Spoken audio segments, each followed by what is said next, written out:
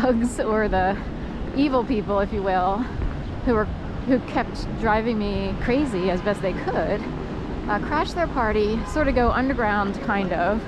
Live in a van for 6 weeks, a U-Haul van that I charged to a credit card that I still had to pay.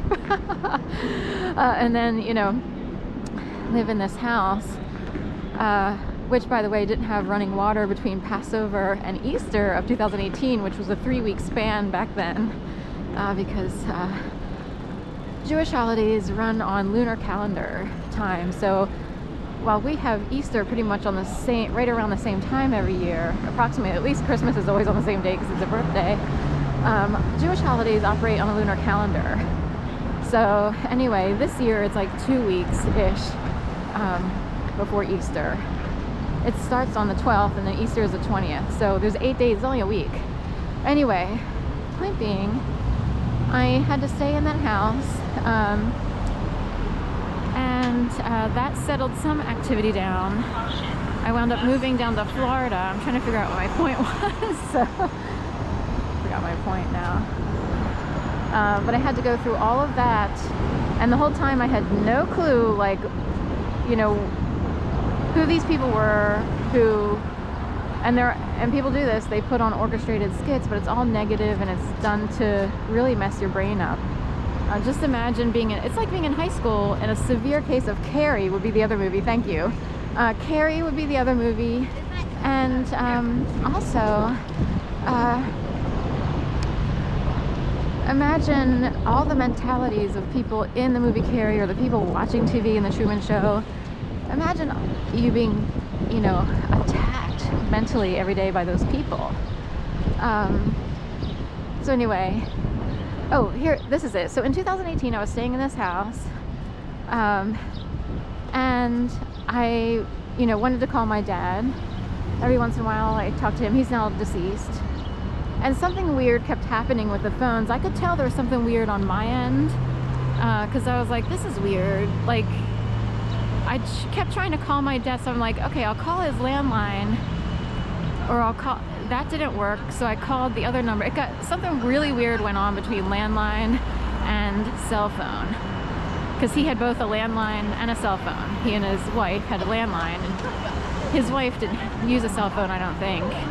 So anyway, finally the call went through. It was really bizarre. And what I heard was, I could hear my dad kind of flipping out a little bit in the background, like having a little bit of a Fitbit.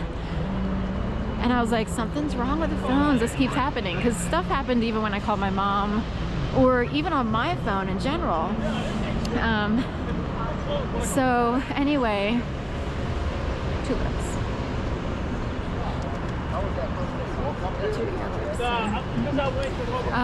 So here's tulips. It smells really good. Easter lilies and I guess tulips. Wait, what is that? You know, pink and purple and everything.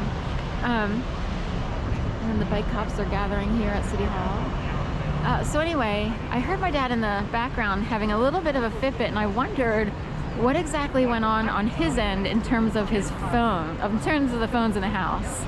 Like, they weren't working. That got them all bent out of shape. It's sort of like say your laptop isn't working and you keep feeling blocked, or there's too many glitches, and it's like, oh, you're so frustrated you want to throw that thing across the room. Anyway, I felt kind of relieved. Like, there was some sort of relief. Not, you know, it was more about, I felt sorry for my dad because I knew there was something weird going on. In my case, there's always something weird going on, but I'm kind of a nobody, if you will, in the world. I'm not like some important person who has a lot of money who could get lawyer representation. It's like, how do you find someone who will believe everything you've experienced? And if you're so overwhelmed by weird, bizarre forms of harassment, how do you report that, or who do you contact about that? And even if you were brave enough to contact the FBI and not worry about sounding like a schizophrenic, because back then I knew I wasn't super clear, and it's like, I don't know where to start with everything that's going on, because there would be thematic things that would unravel, and it's like, okay, how would I explain this if I were to talk to someone at the FBI, if you can even reach them? These days you have to go online, you can't even find anyone to talk to you. So anyway, in a way, I was partially relieved because I was like, okay, thank God my dad is normal, because I see it as normal as being frustrated when, you know, things are glitch, you know, something weird's going on. He probably picked up on the fact, and I see it as a fact, that something weird was going on with the phones. And can people mess with your phones or your laptop? You know, are people capable of things that we don't understand as normal people? And in a way, it caused him a lot of distress because he was frustrated. He wanted to make a call. He couldn't figure out why these phones weren't working back and forth. I felt an odd sense of relief, like at least, okay, he's normal. Something weird is going on, because I knew something weird was going on when I tried to call, and I've had so many weird things happen that anyway, I thought it was interesting that I oddly was relieved. Because I think, say someone wanted to show that he was angry. Someone worked really hard to make sure the phone was off the hook when I tried to call, or some weird thing would go on so that I could overhear him yelling. Say someone was trying to make him look bad. I didn't see him as bad. I was like, something weird's going on. There's a setup somewhere in the universe. And I'm glad that I could see my dad for a human being, and whoever tried to set him up, you know, may they burn in hell for eternity. Thank you. So, and that goes the same for anyone who's tried to set me up in general for anything. I can't imagine having a mentality of wanting to set people up. I've heard that Philly is particularly heinous in this department. Apparently it's a very dirty city, and a lot of people learned to set people up, and they think it's funny, as if they were like in the 7th or 8th grade or less.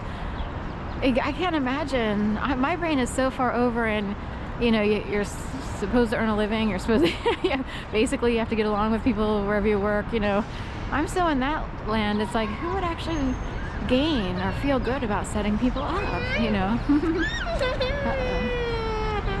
Oh, it's not bad. This is actually heaven sent.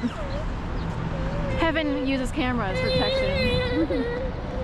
So, anyway. Some people think that cameras are bad. They're actually helpful for the soul, especially if you have to protect yourself from people who would even make their own children cry on purpose.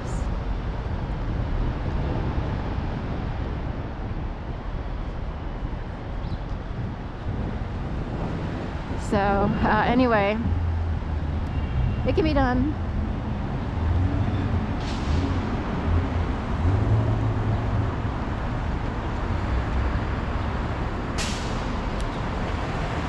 Anyway, I was glad, more like relieved, and felt comforted by the fact that my dad was a human being. And there are other people, and they never seem to be angry or depressed. Are they perfect, or are they just roboted? Or do they exist to make other people feel like losers who are actually real human beings who actually have red blood and bleed like normal people?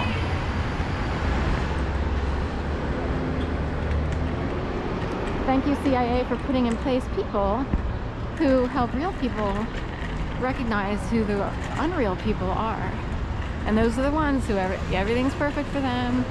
They are never sad and depressed.